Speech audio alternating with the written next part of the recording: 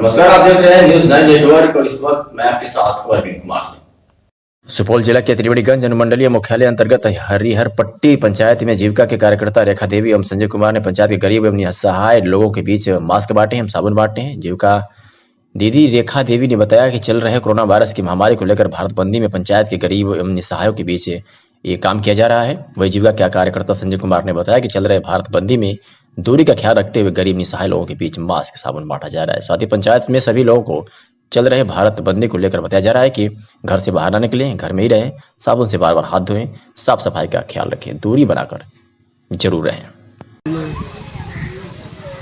सबको दिया जा रहा है। हाँ।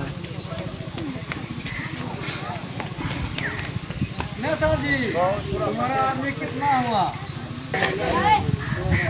ये क्या दिया गया है आपको? मार्च साबुन।